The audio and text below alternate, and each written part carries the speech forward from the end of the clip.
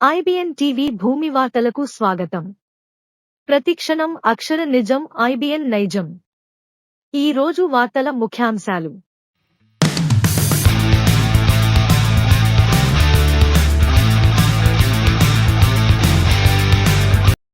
మా భూమిలో వ్యవసాయం చేస్తుంటే అడ్డుకుంటున్నారు. మదనపల్లె సబ్ కలెక్టర్కు ఫిర్యాదు చేసిన రామసముద్రం మండలం పూలకుంట్లపల్లి రైతులు.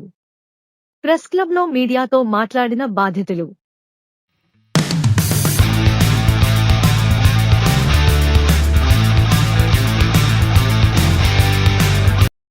నా భూమి తక్కువ ధరకే ఇచ్చేయాలని వైసీపీ నాయకుల దౌర్జన్యం. వారికి రెవెన్యూ అధికారుల వత్తాసు. మదనపల్లె సబ్ కలెక్టర్ మేఘస్వరూప్కు ఫిర్యాదు చేసిన బాధిత రైతు వెంకట రమణారెడ్డి.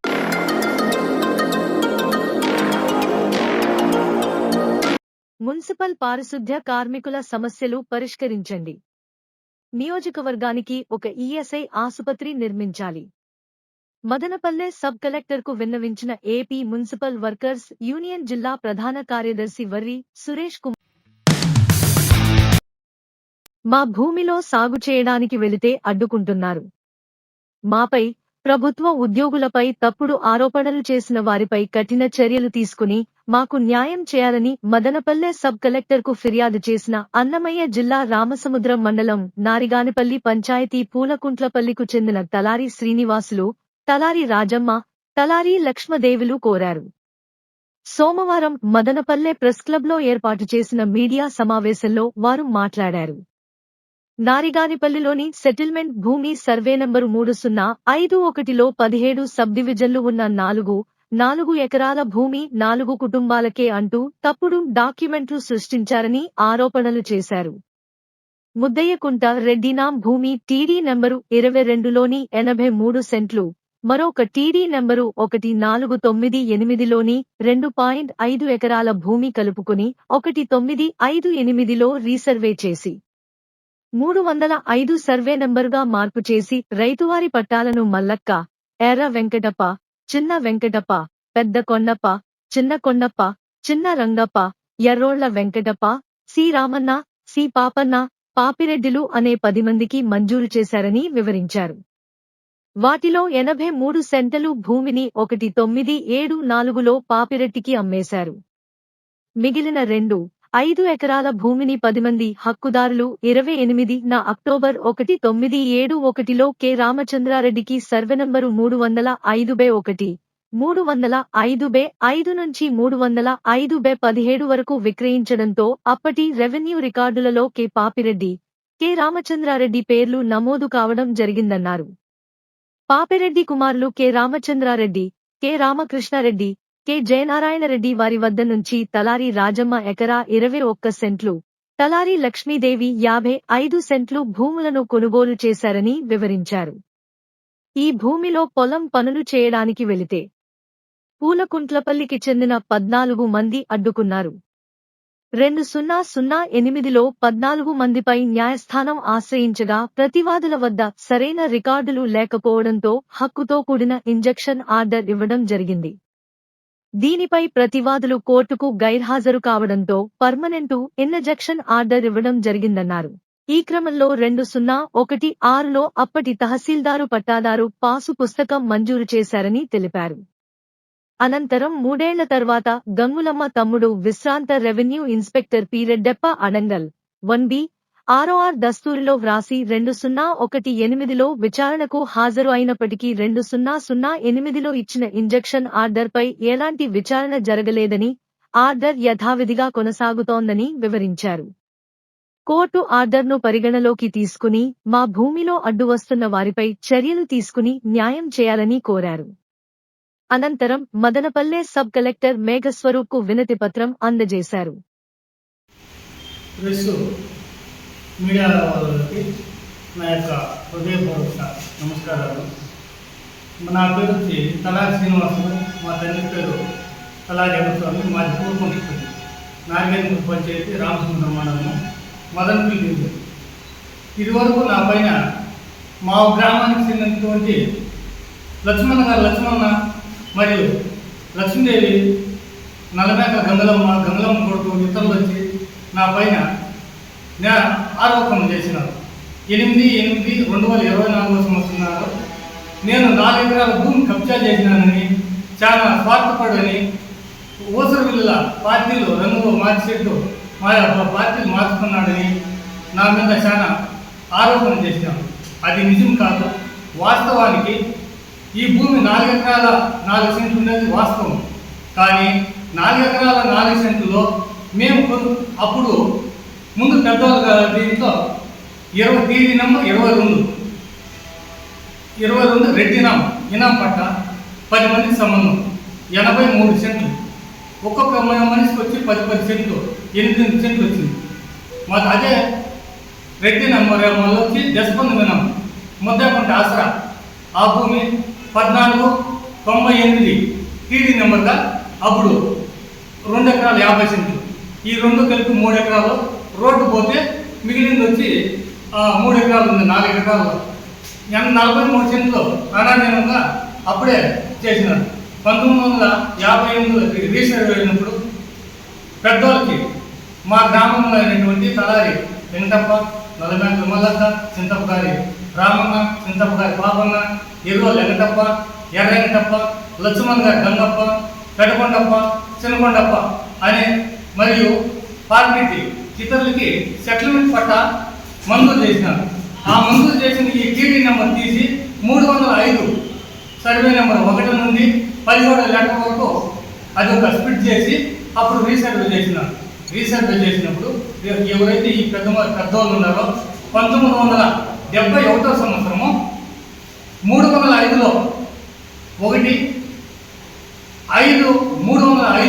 5 నుంచి 17 లెటర్ వరకు కె రామచంద్రారెడ్డి, కొత్తకోట రామచంద్రారెడ్డి తండ్రి పాపిరెడ్డి వారికి విక్రయం చేసినారు. ఎవరైతే ఈ నా పైన ఆరోపణ చేసినారో అదే గ్రామానికి చెందిన లక్ష్మణ అతన్ని తండ్రి గంగప్పే పత్రాలు తెచ్చి ఆ టైంలో 2000 రూపాయలకి విక్రయం చేసినారు. మొత్తం పూర విక్రయం చేసినారు. అదీగాక 1984లో రెడ్డినాం 83 సెంట్లు పైకి ఇదే గంగప్ప అనే 8 సెంట్లు పాపిరెడ్డికి విక్రయం చేసినాడు. కె రామచంద్రారెడ్డి పేరుతో ఉన్నటువంటి 1 ఎకరం 36 సెంట్లు ఏరేవులు కమ్మినారు.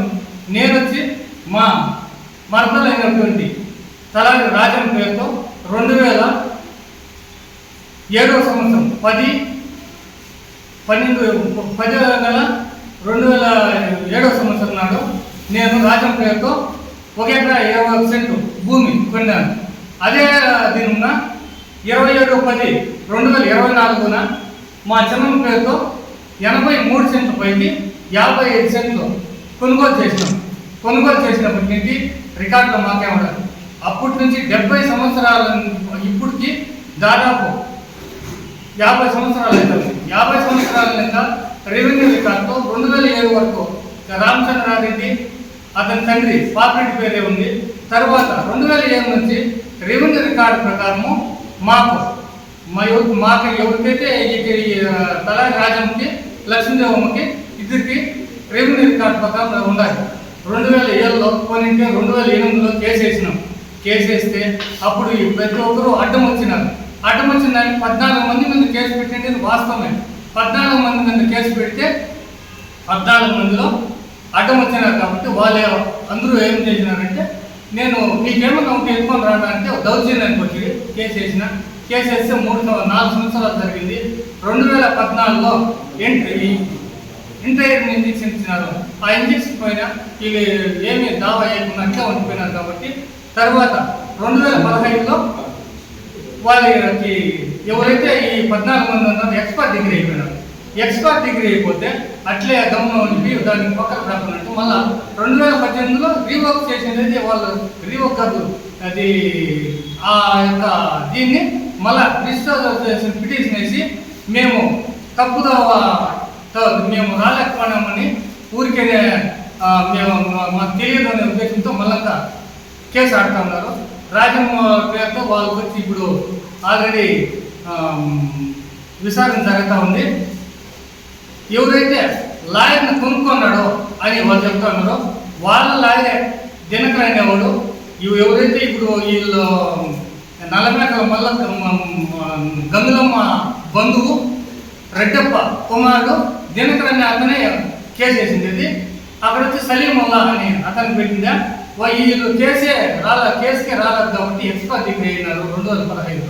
2018 జరుగుతాం. మళ్ళీ తర్వాత ఏం చేశారంటే అప్పటిగా కూడా నేనే సాగు మా ఇద్దరే సాగు చేసుకుంటా ఉన్నారు.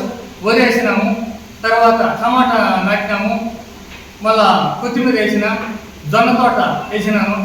వేసి సాగు చేసుకుంటా ఉంటే 2019 సంవత్సరము ప్రభుత్వం మారినాక ఇతను తలారి శ్రీనివాసులు అనే అతను 2 పర్యాయాలు సర్పంచ్గా ఉన్నాడు.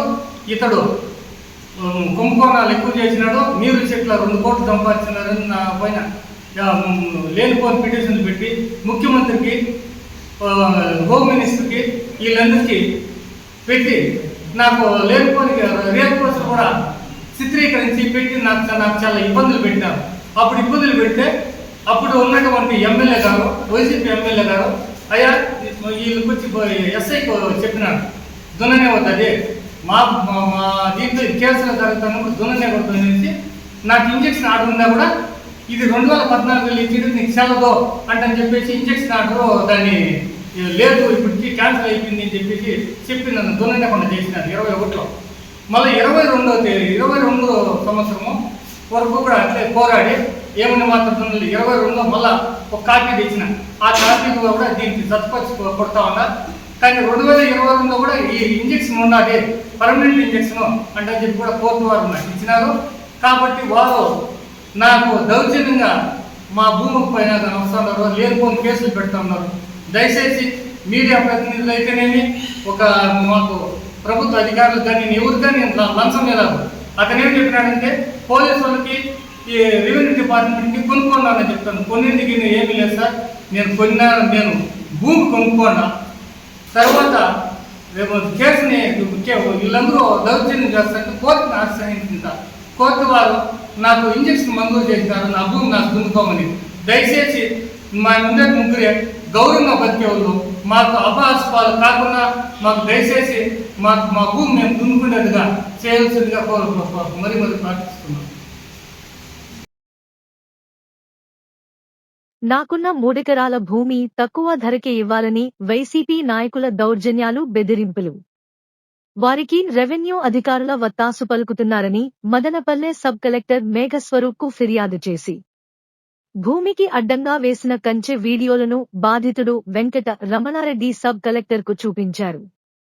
అన్నమయ్య జిల్లా ములకల చెరువు మండలం మద్దినాయునిపల్లి పంచాయతీ పక్కిరెడ్డిగారిపల్లికి చెందిన రైతు వెంకట రమణారెడ్డికి మద్దినాయునిపల్లి సర్వే నంబరు 1560-876-895లోని 3 ఎకరాల భూమికి వైఎస్ఆర్ కాంగ్రెస్ పార్టీ ఎమ్మెల్యే అనుచరులు లక్ష్మీపతి, సుబ్బిరెడ్డి, పూర్వ విఆర్ఓ మస్తాన్ కలిసి దారి లేకుండా అడ్డుకుంటున్నారని ఆవేదన వ్యక్తం చేశారు. అంతేకాకుండా పోలీసులకు ఫిర్యాదు చేస్తే నాపైనే బైండోవర్ కేసులు నమోదు చేశారన్నారు.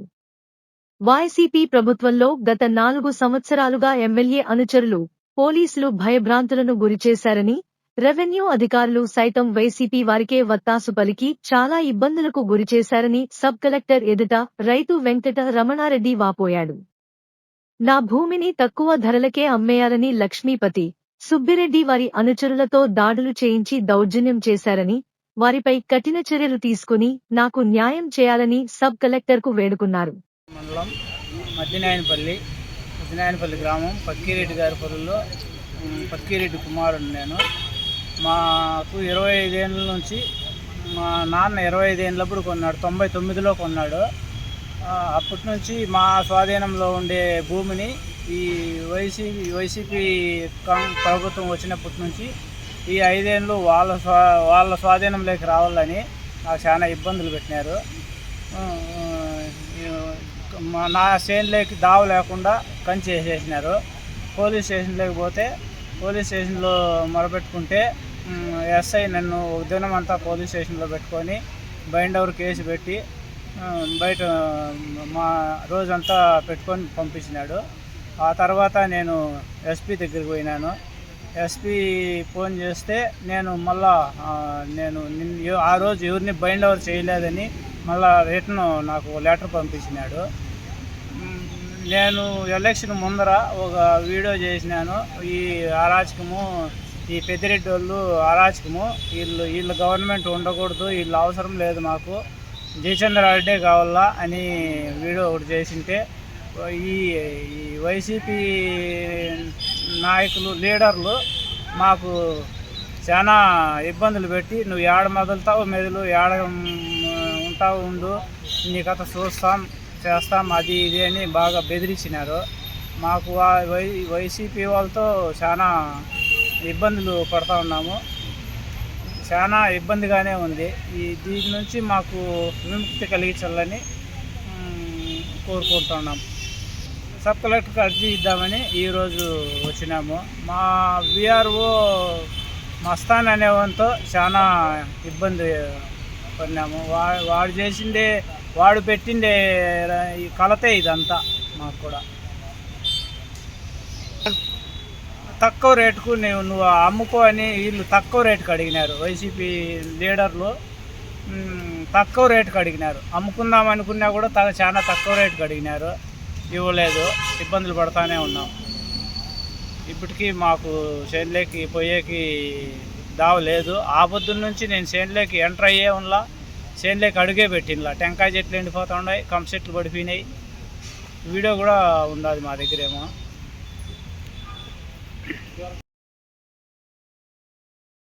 మున్సిపల్ పారిశుద్ధ్య కార్మికుల సమస్యలు పరిష్కరించండి. నియోజకవర్గానికి ఒక ఈఎస్ఐ ఆసుపత్రి నిర్మించాలి.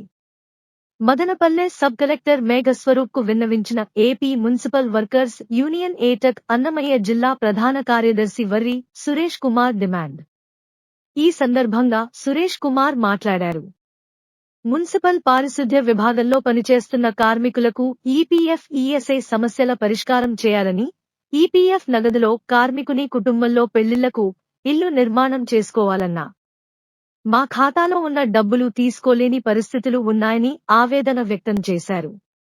మదనపల్లి మున్సిపల్ వర్కర్స్ యూనియన్ ప్రధాన కార్యదర్శి నాగరాజు మాట్లాడుతూ, పారిశుద్ధ్య విభాగంలో పనిచేస్తూ చనిపోయిన కార్మికుల కుటుంబాలకు ఉద్యోగ అవకాశం కల్పించాలని, అనారోగ్యాల పాలైన కుటుంబానికి ఉద్యోగాలు కల్పించాలని డిమాండ్ చేశారు.